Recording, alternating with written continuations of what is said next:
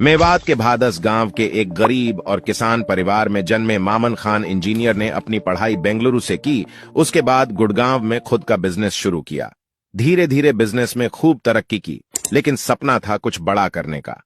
मेहनत चलती रही। गुरुग्राम में खुद की मेहनत से घर बनाया और अपने दम पर बिजनेस को खूब बढ़ाया। जब उन्हें कोई नहीं जानता था, तब से ही लोगों की मदद करते रहते थे, एक आम आदमी की तरह। लेकिन उनका सपना था हरियाणा की राजनीति में आना और अपने लोगों की सेवा करना, इलाके की सेवा करना। धीरे धीरे वो फिरोजपुर झिरका हलके में घूमने लगे और कांग्रेस पार्टी को ज्वाइन कर लिया। 2009 के चुनाव के पहले उन्होंने इलाके में घूमकर चुनाव लड़ने का मन बनाया। मेवात के लोग टिकट को बहुत महत्व देते थे। अब कांग्रेस पार्टी का टिकट उन्हें लाना था। उनके चुनाव लड़ने को लेकर कोई भी सीरियस नहीं था, क्योंकि खानदानी राजनीति का बोलबाला था। उस समय सबको यही लग रहा था कि आजाद को टिकट मिलेगा। मामन खान को लेकर तो लोग हंसते थे, लेकिन हुआ यूं कि टिकट का समय आया और मामन खान को कांग्रेस ने टिकट दे दिया। किसी को विश्वास नहीं हुआ, सबके सब आश्चर्यचकित रह गए। पूरे इलाके में मामन खान का नाम सबकी जबान पर हो गया। समय के मौजूदा डिप्टी स्पीकर आजाद का टिकट काटना ऐसे समझो जैसे शेर के मुंह से मांस छीन लिया हो। बिल्कुल इम्पॉसिबल बात थी, पूरे इलाके के लिए, खास तौर से झिरका विधानसभा के लोगों के लिए। उसके बाद चुनाव हुआ और मुकाबला था उस समय के इनेलो कैंडिडेट नसीम अहमद से। नसीम अहमद को 42,824 वोट मिले और मामन खान को 24,630 वोट मिले और नसीम अहमद चुनाव जीत गए। उसके बाद मामन खान ने हार नहीं मानी, तब कांग्रेस की सरकार बनी। चुनाव के बाद खूब काम कराया और सैकड़ों बच्चों को नौकरियां दिलाई और पूरे 5 साल सबके सुख दुख में शामिल रहा और एक एक के घर पर गया, सबकी मदद की और लोगों के दिल में जगह बनाई। समय आया 2014 विधानसभा चुनाव का। टिकट की दौड़ में आजाद और मामन दोनों थे, लेकिन पार्टी ने टिकट आजाद को दे दिया।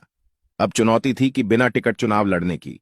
लोगों ने कहा, आप चुनाव लड़े, हमें टिकट की जरूरत नहीं है, हम आपके साथ हैं। और फिर लोगों की मोहब्बत को देखते हुए मामन खान ने इंडिपेंडेंट चुनाव लड़ा, मजबूती से चुनाव लड़ा। उस समय इनेलो प्रत्याशी नसीम अहमद को 40,320 वोट मिले और मामन खान को 37,075 वोट मिले और थोड़े से मार्जिन से चुनाव हार गए। दो बार हार के बाद भी मामन खान ने हिम्मत नहीं हारी और फिर मजबूती के साथ झिरका विधानसभा के लोगों के साथ दिल से जुड़े रहे, उनके कंधे से कंधा मिलाकर खड़े रहे। फिर पूरे 5 साल खूब मेहनत की। फिर समय आया 2019 के विधानसभा चुनाव का। इस बार फिर टिकट की लड़ाई थी, लेकिन कांग्रेस पार्टी ने पिछले चुनाव में देख लिया था कि मामन खान मामूली अंतर से हारे थे। पार्टी ने मामन खान को टिकट दिया और फिर चुनाव हुआ। इस चुनाव में लोगों की मोहब्बत 7वें आसमान पर थी मामन खान के लिए। जैसे जैसे चुनाव नजदीक आता गया, लोगों का भारी समर्थन मामन खान को मिलता गया। जबरदस्त मजबूती से चुनाव लड़ा और रिकॉर्ड मतों से चुनाव जीता और मामन खान को रिकॉर्ड तोड़ 84,185 वोट मिले।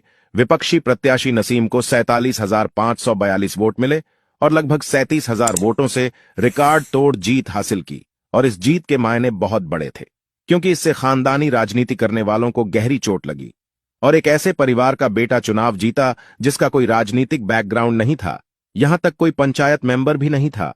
सफर बहुत मुश्किल था, लेकिन कर दिखाया। भाजपा और जजपा की सरकार बनी।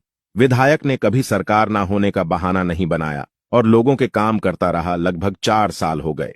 बीते 31 जुलाई 2023 को मेवात में घटी एक दुर्भाग्यपूर्ण घटना को लेकर राजनीतिक दलों ने मामन खान को आरोपी बताया, जिसके चलते न्यायालय ने मामन खान को 14 दिन की न्यायिक हिरासत में भेज दिया।